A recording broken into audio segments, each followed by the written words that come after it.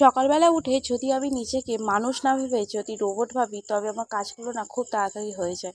আর যদি একবার ভুল করে মানুষ ভেবে ফেলি, তাহলে সারাদিনেও মনে হয় যে কাজ আমি শেষ ঠিক হয় সেই না। ভুলটাই করেছিলাম। আমি না কালকে রাত্রিবেলা অনেকটা লেট করে ঘুমাতে গেছি, আর সকালবেলা উঠতে অনেকটা কষ্ট হয়ে গেছে।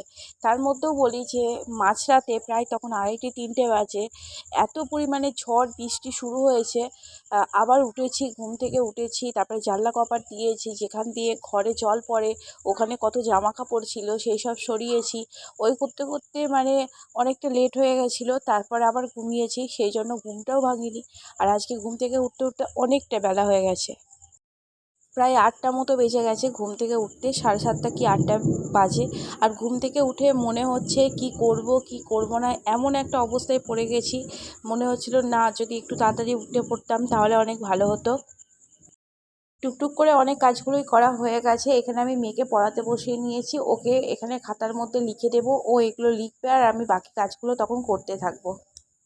আগেই বললাম, আগের দিন রাত্রিবেলা কিন্তু প্রচুর ঝড় বৃষ্টি হয়েছিল, তখন বাজে 2:30 কি 3টে। আর জানলা কপাট যেহেতু খোলা ছিল, আর সমস্ত ধুলো বালি নোংরা সমস্ত কিছু, ঘরের আসবাবপত্র পুরো নোংরা হয়ে গেছে, সেগুলোকে একটু মুছে নিচ্ছি।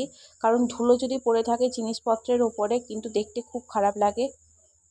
আর ঘরে তো ধুলোর মানে অনেক ধুলো বালি তো পড়ে আছে। আর ঝড় বৃষ্টি হলে কাজের কিন্তু প্রায় 12টাই বেজে যায়, এত লেট হয় কাজ করতে কি বলবো। কারণ সব জিনিস সরিয়ে টরিয়ে কাজ করা অনেকটা কিন্তু সময় লেগে যায়।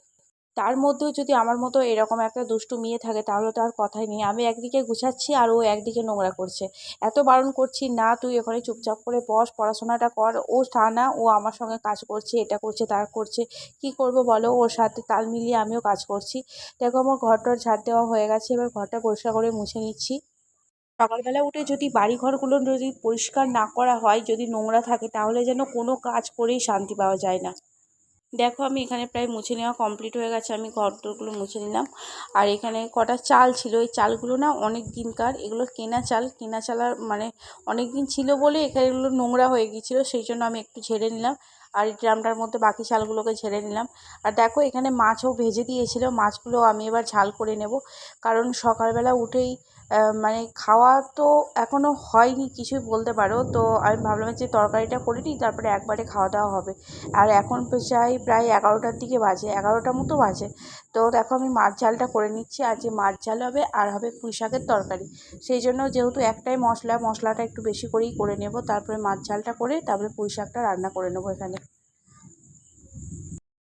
সব থেকে বেশি চিন্তা হয় কি বলো তো, যে মেয়েকে ঠিক টাইমে খেতে দিতে হবে, ওকে স্নান করাতে হবে। কারণ ও এখনও পর্যন্ত নিজের হাতে খেতে পারে না, তো স্নান করতে পারে না। তাহলে আমাকে তো এগুলো দায়িত্ব নিতেই হবে বলো। আমি মশলাটা দিয়ে দিলাম, দেখো মশলাটা আমি একটু ভেজে দিচ্ছি। তো আমি যখনই মাছ ঝাল করি, আমি কিন্তু মশলাটা এরকম হালকা ভেজে নিই, তারপরে ওর মধ্যে জল দিই। জলটা যখন হালকা গরম হবে, তার মধ্যে কিন্তু আমি মাছগুলোকে দিয়ে দিই। যতবারই যখন মাছ ঝাল করি আমি এই প্রসেসেই মাছ ঝাল করি। তো দেখো এখানে আমি জল দিয়ে নিলাম, এবার জলের মধ্যে আমি মাছগুলোকে দিয়ে দেবো একে একে। আর আমাদের মতো সংসারে মেয়েদের মনে হয় যে রান্নাবান্না একটা বড় কাজ। যদি রান্নাবান্নাটা হয়ে যায়, মনে হয় যে হ্যাঁ, সারাদিনের একটা বড় কাজ যেন হয়ে গেল। মাছ ঝালটা চাপিয়ে দিয়ে এদিকে আমি বসে গেছি পুঁই শাকগুলোকে কাটতে। তো শাক এইগুলো কাটতে একটু সময় লাগে, তো আজকে অনেকটাই তো বেলা হয়ে গেছে। এখন যেন কটা বাজে, প্রায় 1টার ওপরে বাজে। এখন আমি মেয়েকে স্নান করাইনি। আর সকালবেলা ও একটু খেয়েছিল, সেই খাওয়া ওর প্রচণ্ড খিদে পেয়ে গেছে। আমি খুব তাড়াহুড়ো করছিলাম, এমনকি আমিও স্নান করিনি এখনও।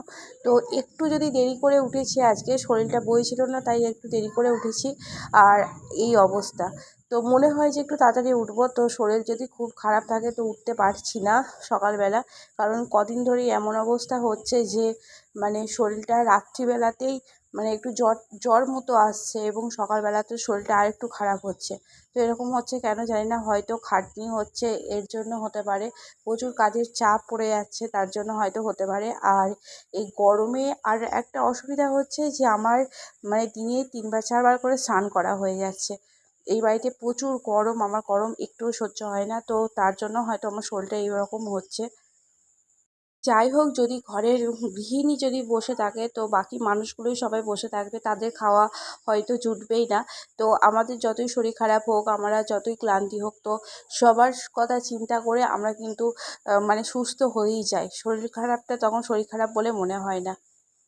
গল্প করতে করতে এদিকে আমি শাকের মধ্যে মশলাটা দিয়ে নিয়েছি। এখানে এবার হলুদ টলুদ যা দেওয়ার দিয়ে নেব, দিয়ে একবারে নাড়াচাড়া করে জল দিয়ে চাপা দিয়ে দেবো।